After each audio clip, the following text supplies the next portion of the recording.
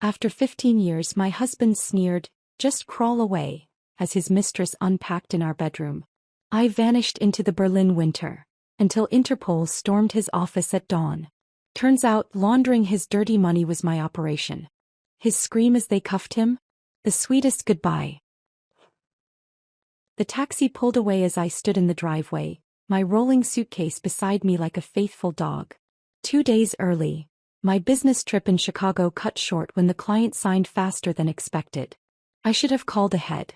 15 years of marriage had taught me many things, but apparently not enough. Our suburban home gleamed in the afternoon sun. All clean lines and picture windows. Colin had always wanted a modern showcase. A glass house for my glass ceiling breaker, he'd once called it, back when my financial expertise still impressed him. Now those windows revealed too much.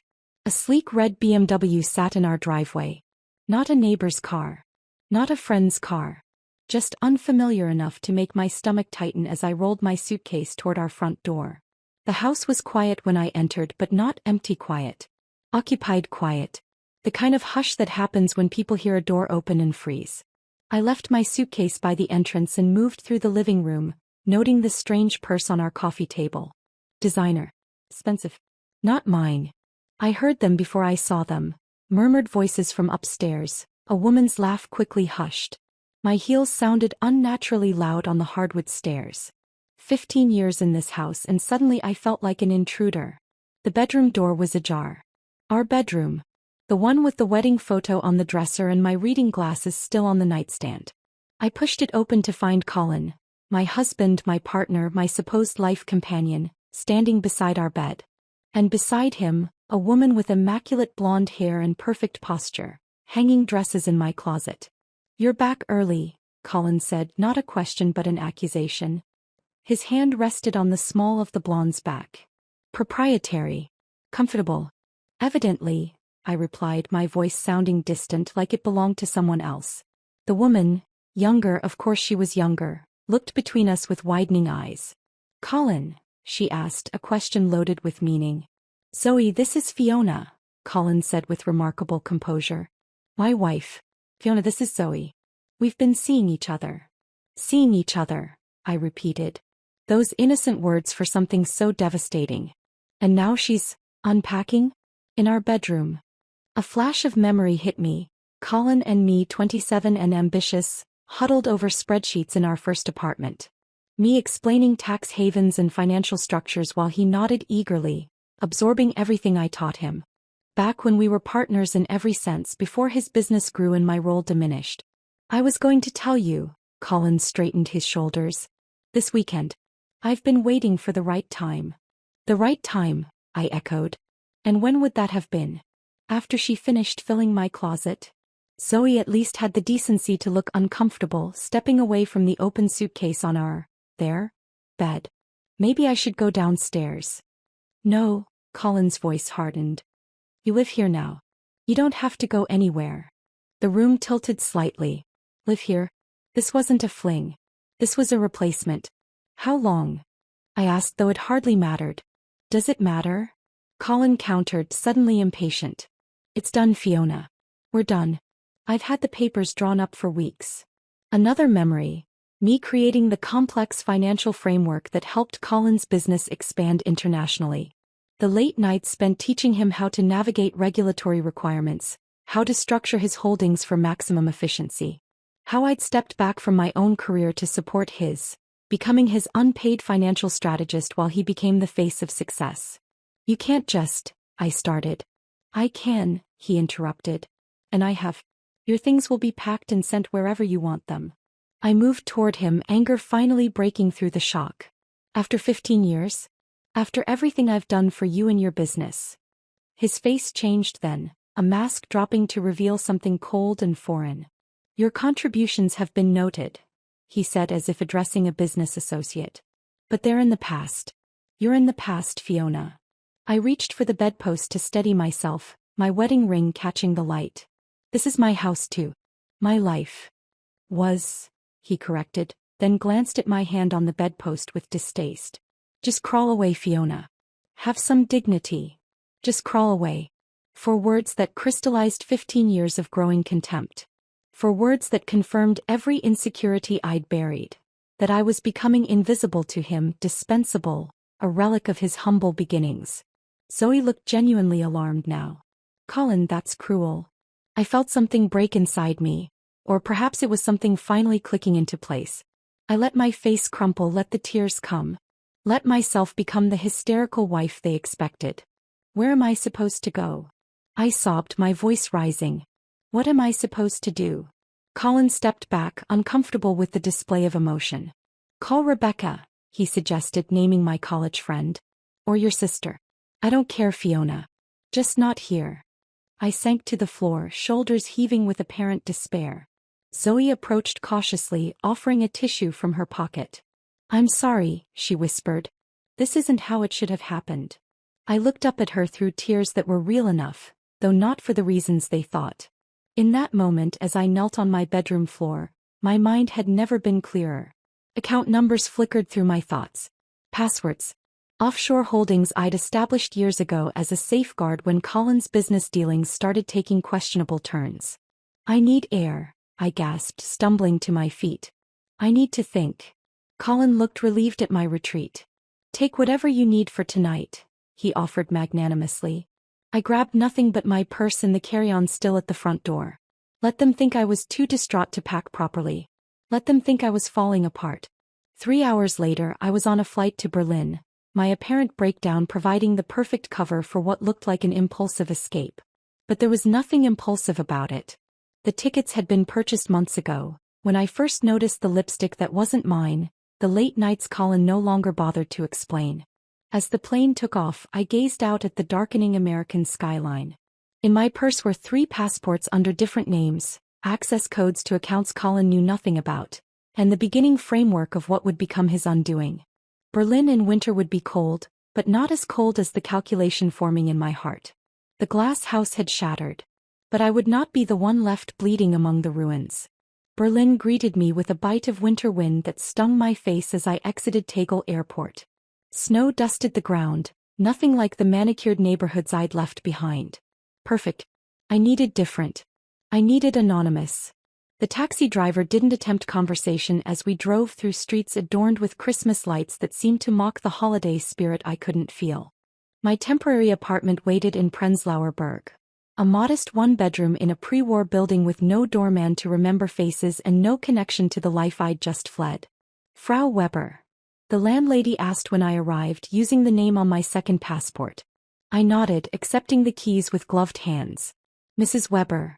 Widow, freelance consultant, unremarkable in every way. A forgettable tenant who paid 3 months in advance. The apartment was Spartan but clean. Wooden floors that creaked, radiators that clanked, and windows that looked out onto a courtyard where emptiness matched my hollow chest.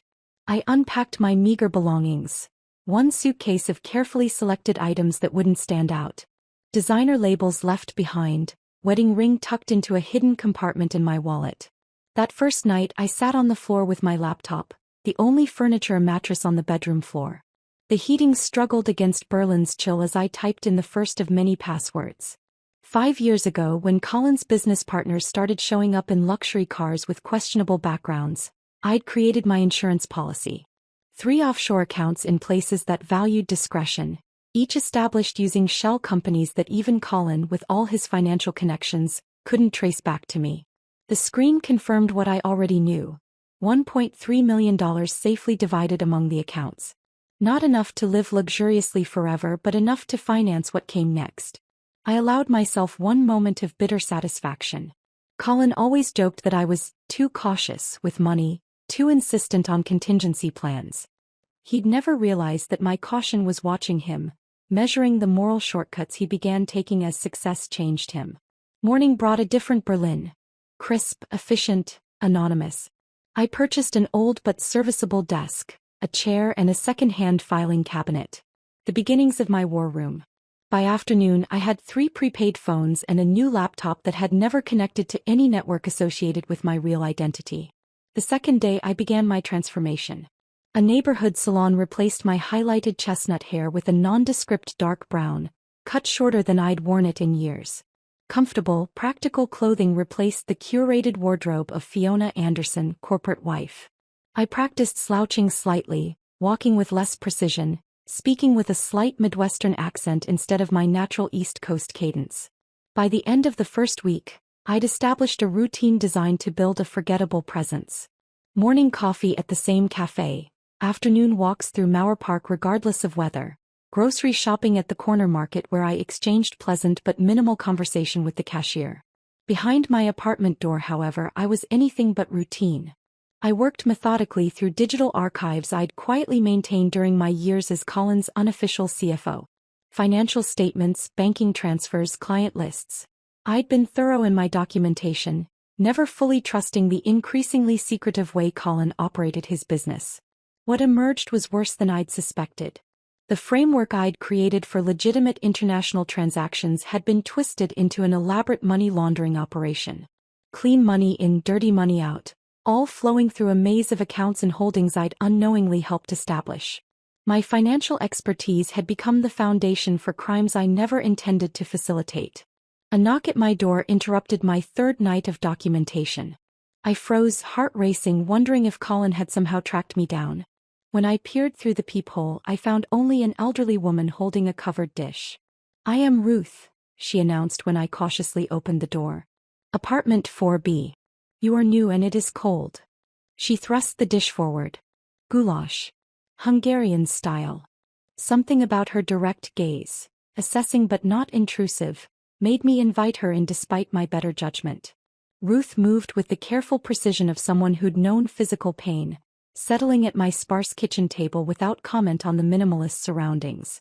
"You are running," she stated, not a question. When I didn't answer, she nodded. "I know this look. I had it once." "I'm not running," I said carefully. "I'm regrouping." Ruth's laugh was dry but not unkind. "Better word, yes. I regrouped in 1978. Left everything in Budapest. Husband, family, history." She tapped gnarled fingers against the table. "Sometimes leaving is the only strength we have." Over the following weeks, Ruth became my unexpected anchor.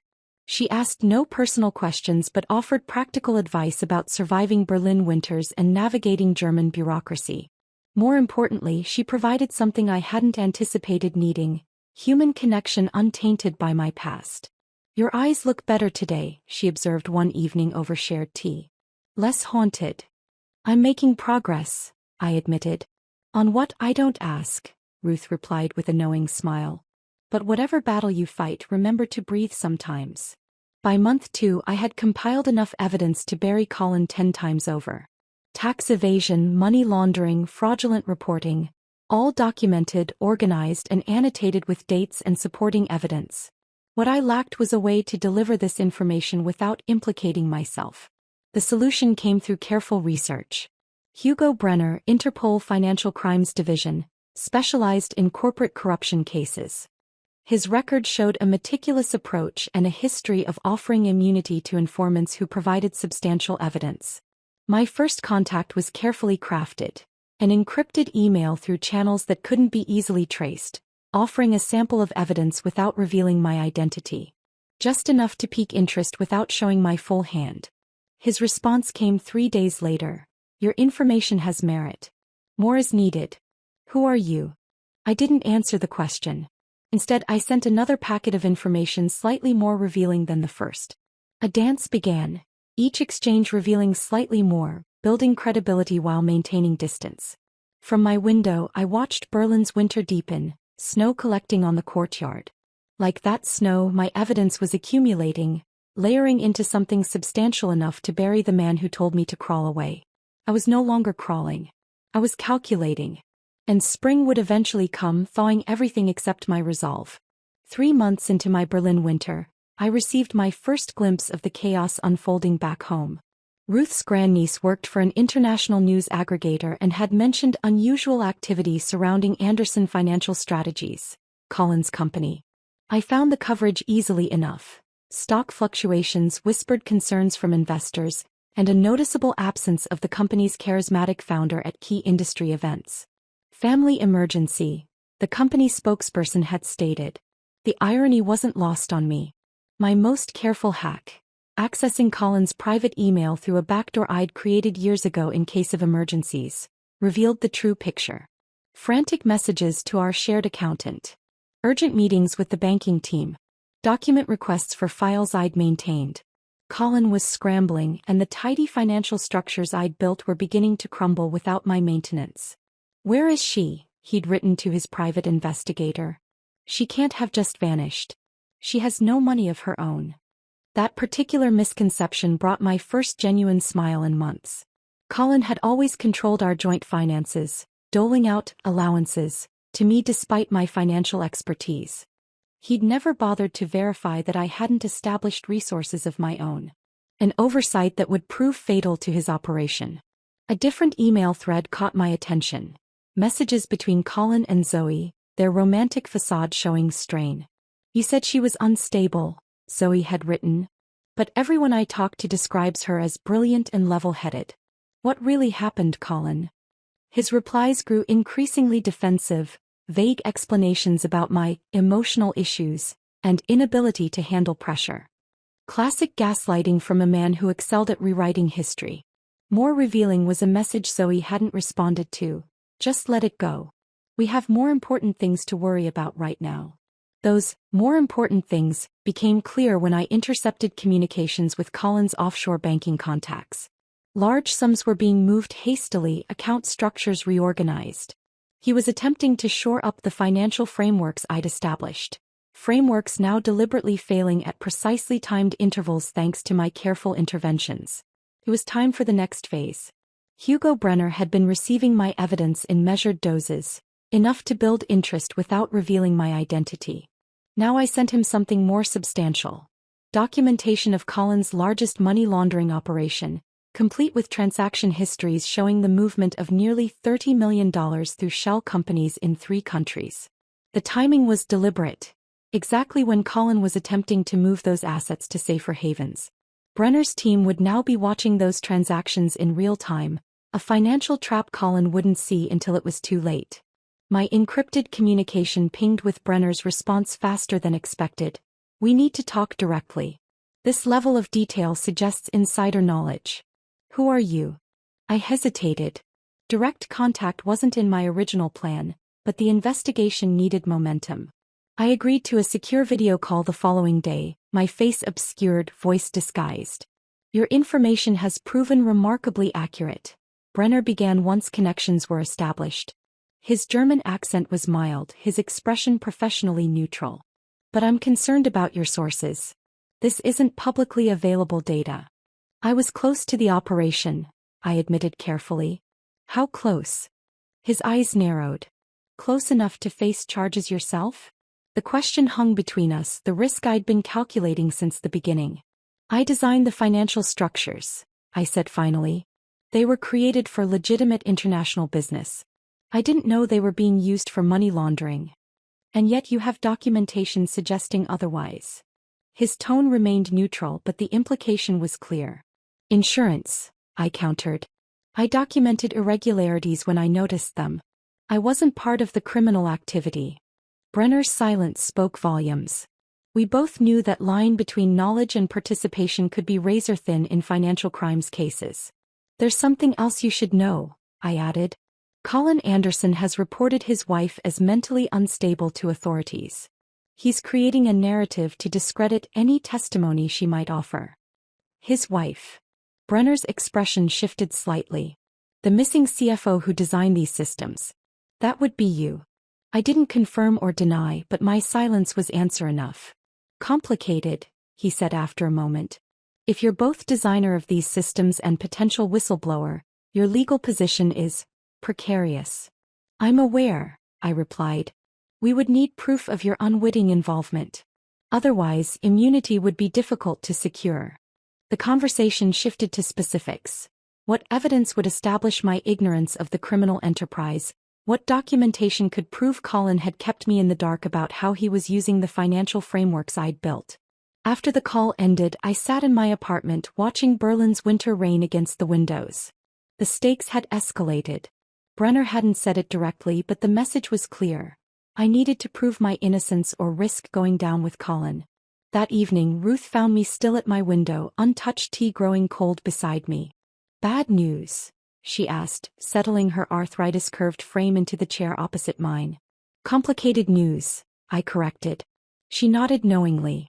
The past never stays buried neatly. It sends up shoots when we least expect. I might have to go back, I admitted. To face it. When I nodded, she reached across the table to pat my hand. Then you will go back stronger. Berlin has hardened you. I see it in your eyes. She wasn't wrong. The desperate woman who had fled America in apparent emotional collapse no longer existed. In her place was someone colder, more calculated, someone willing to risk everything for justice. That night I accessed Colin's private server one final time, looking for the evidence I needed to prove my unwitting participation. What I found instead was a police report, Colin formally declaring me emotionally disturbed, potentially suicidal, certainly unstable. He'd provided evidence in the form of edited emails and testimonials from conveniently loyal employees. The narrative was clear. Should I return with accusations, I would face not just legal scrutiny but psychiatric evaluation. Colin was systematically destroying my credibility while scrambling to save his crumbling empire. I laughed. A sound so unexpected in my silent apartment that it startled even me. Colin still thought he was dealing with the woman he'd dismissed. He had no idea who was really coming for him. The next morning I sent Brenner what he needed. Proof in the form of deliberately misleading communications from Colin, timestamps showing when information had been withheld, documentation of how I'd been systematically excluded from key aspects of the business while maintaining the legitimate portions.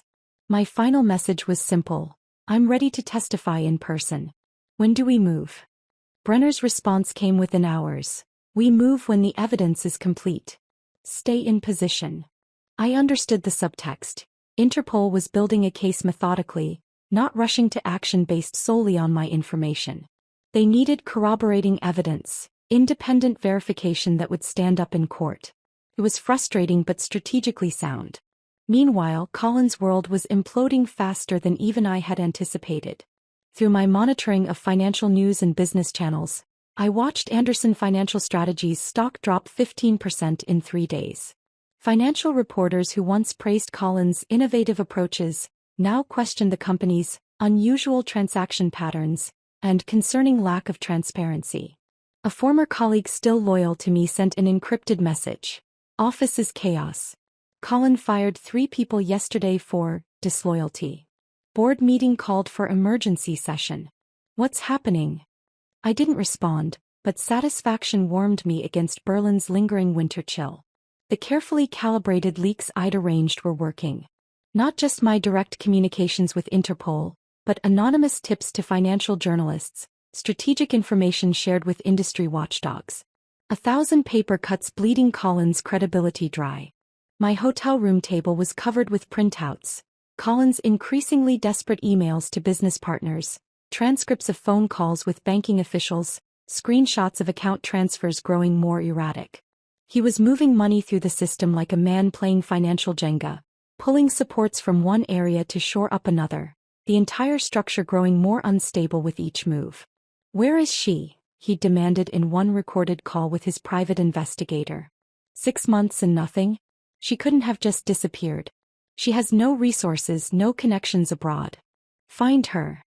His certainty of my helplessness was almost amusing. Colin had always seen me as an accessory to his success. Valuable for my skills but ultimately dependent on him. He couldn't conceive that I'd been quietly building resources, cultivating my own connections, preparing for a day I hoped would never come. Most revealing were his communications with investors. Colin projected confidence, dismissing concerns with practiced ease, promising that the temporary irregularities would resolve soon. But privately he was liquidating personal assets. The vacation home in Aspen, his collection of rare wines, the boat he'd bought during what I now recognized as the first major money laundering operation. From my Berlin vantage point, I watched Colin's careful facade cracking along predictable stress lines. The man who told me to crawl away was now scrambling himself, looking for escape routes that I'd systematically closed off one by one. Most surprising was the development with Zoe. 3 weeks after Brenner's message, a new communication appeared in my secure inbox. Not from Interpol but from an anonymous email address. I found the files. The real ones. I don't know who to talk to. If you're reading this, Fiona, please respond. I need to make this right. Attached were photographs. Colin's home office safe opened. Documents spread across his desk. Documents I recognized immediately as the parallel books he'd kept, showing the true nature of transactions disguised in the official records. The smoking gun Interpol needed, photographed by the woman who had replaced me. I hesitated, suspecting a trap. But the timestamp on the photos showed 3 a.m. Colin would have been asleep. And the manicured fingers visible in one photo's edge matched Zoe's. After careful consideration, I responded with a secure contact method for Brenner, adding only, "He'll protect you if you cooperate. Make the right choice." 2 days later, Brenner confirmed, "Additional witness has come forward with physical evidence." Timeline accelerated. "Your presence required in New York within 72 hours. Immunity agreement being finalized." The walls were closing in on Colin from all sides. Financial regulators questioning transactions, investors demanding answers, business partners distancing themselves. And now Zoe, the woman he thought would stand by him, had chosen justice over loyalty. I spent that day preparing, organizing my evidence into court-ready documentation, creating timelines showing precisely how Colin had manipulated my financial frameworks, converting legitimate business structures into laundering operations. The narrative emerged clearly. A financial expert systematically kept in the dark about how her expertise was being misused, collecting evidence when suspicions arose, ultimately choosing to expose the criminal enterprise despite personal cost. My immunity wasn't guaranteed, but Brenner seemed confident. "Your consistency and documentation make a compelling case for unwitting involvement," he'd said during our last secure call. "But final determination will come from prosecutors." That evening, Ruth appeared at my door with a small cake. "You're leaving," she stated, not a question. "I hear it in how you moved today. More purposeful." I nodded, inviting her in for what would be our final evening together. We sat by the window overlooking the courtyard where spring was finally bringing green back to Berlin. "Will you be safe?" she asked, cutting precise slices of apple cake. "I've done everything possible to ensure it," I answered honestly. "Good. Revenge is acceptable, but survival is essential." Her eyes, clouded with cataracts but sharp with wisdom, held mine. "The woman who arrived was broken. The one leaving is whole again, yes." Was I? The person who'd fled America had been shattered by betrayal, desperate to escape the humiliation of being so publicly discarded. But that pain seemed distant now, replaced by cold clarity and purpose. "Different," I said finally. "Not the person I was. Not sure who I'm becoming." Ruth nodded approvingly. "The best revenge is not just to win, but to change so completely that they don't recognize the opponent who defeats them." We spoke no more of my plans after that, instead sharing memories of Berlin. The classical concert we'd attended in the drafty church, the spring market opening in the square, the peculiar neighbor who played accordion at exactly 7 p.m. every Tuesday. Normal moments that had anchored me during this strange exile. As Ruth left, she pressed a small wooden box into my hands. "My grandmother's," she explained. "For courage." Inside was a simple silver ring, worn thin with age. I slipped it onto my right hand, a talisman of a different sort of strength than I'd been cultivating. That night, I stood at my window for hours, watching Berlin's lights against the darkness. Tomorrow I would board a plane back to America, back to face the man who thought he'd broken me. Back to witness the collapse of everything he'd built. Much of it on foundations I'd created, all of it now crumbling under the weight of his own arrogance. I felt no triumph, no vindictive joy at what was coming. Only a steady resolve, as cold and clear as Berlin's winter had been. Colin had told me to crawl away. Instead, I'd learned to stand differently, harder, stronger, more calculated. Tomorrow he would learn the price of underestimation. The New York that greeted me bore no resemblance to the Berlin I'd left behind. Spring had arrived here too, but instead of the tentative greenery of German parks, Manhattan assaulted me with noise, movement, and a relentless energy I'd almost forgotten. I arrived under a different name, with identification arranged by Brenner's team. The woman who checked into the nondescript hotel in Midtown bore no resemblance to Fiona Anderson, corporate wife. My hair now short and dark, my posture deliberately different, my clothing unremarkable. "We move tomorrow," Brenner informed me during our brief meeting in a secure room at the federal building. His actual presence was more imposing than our video calls had suggested. Tall, precise in movement, with eyes that assessed everything and revealed nothing. The operation is coordinated across 3 locations simultaneously. His office, the company's data center, and your former home. And my role? I asked. Minimal until after the arrest, he replied, sliding a folder across the table. You'll observe the office raid from a secure location. Once he's in custody, your formal statement will be taken. He tapped the folder. Your immunity agreement. Full protection in exchange for testimony. The prosecutors are satisfied that you were an unwitting participant. I scanned the document, noting the precise legal language that would protect me from prosecution. This had always been the calculated risk, ensuring my own freedom while bringing Colin down. A cold trade, but a necessary one. Zoe Turner has been extremely cooperative, Brenner added. Her testimony corroborates yours about being kept in the dark about the true nature of the financial operations. I looked up, surprised. She's testifying?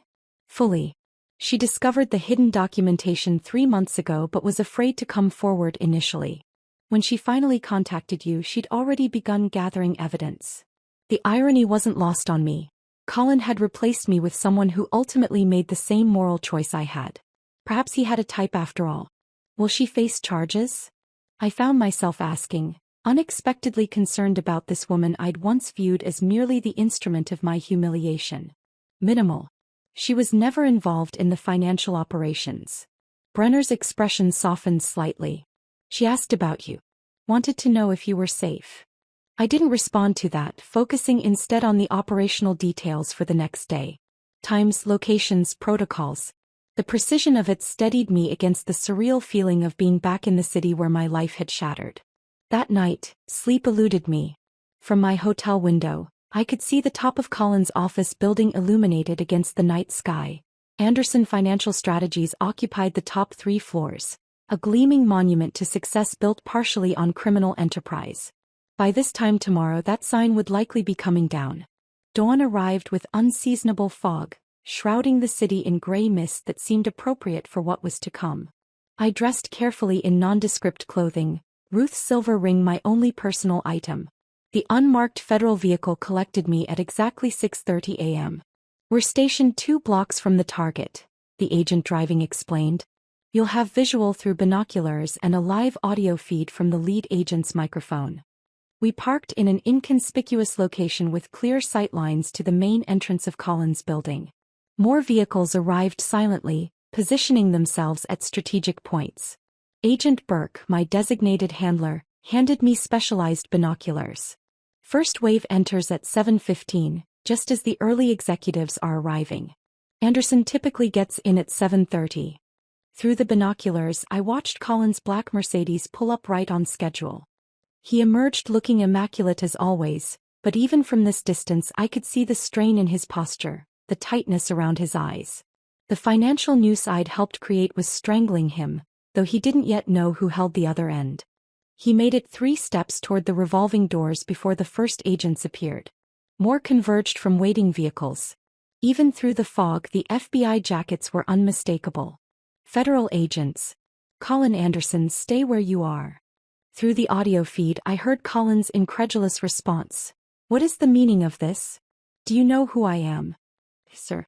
Colin Anderson, you're under arrest for money laundering, tax evasion, wire fraud. The list continued as agents secured his briefcase, his phone, escorted him back toward the street where media was already gathering, alerted by sources within the department. More agents streamed into the building, the synchronized raid beginning as planned. He's asking for his lawyer, Agent Burke remarked beside me. Standard procedure. But what wasn't standard was Colin's expression as the reality of his situation dawned. Through the binoculars, I watched panic replace arrogance, calculation replace confidence. His eyes scanned the gathering crowd, seeking someone, his lawyer perhaps, or some ally who might intervene. Instead, his gaze locked on our vehicle. I shouldn't have been visible from that distance, shouldn't have been recognizable behind tinted windows and morning fog. But 15 years of marriage had created a connection that transcended normal perception. Somehow, impossibly, Colin knew I was watching. Burke noticed my sudden tension. He can't see you, he assured me. But Colin was already being turned toward the waiting federal vehicle, his hands cuffed behind his back. As they guided him toward the car, his head turned again in our direction. And then came the moment I hadn't known I was waiting for. The moment of recognition, of understanding. Fiona. His voice carried across the distance, amplified by shock and rage. Fiona. The agents hesitated, confused by his sudden outburst. Colin struggled against their grip, his composed facade completely shattered. She did this. My wife did this, he shouted as they forced him into the vehicle. She's behind all of it. His face contorted with the sudden, devastating realization that the woman he'd told to crawl away had instead methodically dismantled everything he'd built. That his greatest mistake hadn't been the crimes themselves, but underestimating the person who knew them best. Clear connection, Burke murmured beside me. That'll play well in court. Colin's vehicle pulled away, his profile visible through the window, still turned toward where I sat watching. The last glimpse I had of my husband of 15 years was of pure, stunned recognition. The look of a man who suddenly understood he'd been outplayed by an opponent he'd dismissed. After the vehicles disappeared from view, Burke turned to me. We'll take you to the field office now for your formal statement. The federal building was a blur of activity. Agents moving purposefully, phones ringing, the atmosphere charged with the energy of a major operation in progress. In a quiet interview room, I provided my testimony, detailing how Colin had manipulated my financial frameworks, how I'd discovered the irregularities, how I'd fled when our marriage collapsed to gather evidence from a safe distance. Hours later, Brenner found me still sitting there, staring at nothing. It's done, he said simply. Anderson's being processed. The company's records are secured. Your former home has been searched. He paused. What comes next for you? It was a question I'd avoided asking myself. Berlin had been a temporary refuge, a place to plan rather than to live. And my former life in New York was effectively over. The home I'd shared with Colin would likely be seized, our social circles shattered by scandal, my professional reputation complicated by association with a financial criminal, even with immunity guaranteeing my legal protection. I don't know, I admitted. Start over, I suppose. Brenner nodded, understanding the weight of those simple words. The prosecutor may need you for several months as the case progresses. After that, he spread his hands. Your skills are valuable. Your integrity proven. There would be opportunities. When I finally emerged from the federal building, the day was ending, sunset painting Manhattan in gold and shadow. I walked without direction, just another anonymous figure on crowded streets. No one looking at me would see Fiona Anderson, the architect of Colin's downfall. They would see only a woman walking purposefully, head high, steps sure. Ruth's ring caught the fading sunlight as I raised my hand to hail a taxi. I wasn't crawling away. I was walking forward into a future I would build myself without facades or false foundations. The sweetest goodbye wasn't Colin's scream of recognition. It was my silent farewell to the woman I'd been, complicit through ignorance, valuable only for my usefulness, defined by my relationship to him. That woman was gone. Who I would become remained to be seen. But for the first time in 15 years, the blueprint was entirely my own.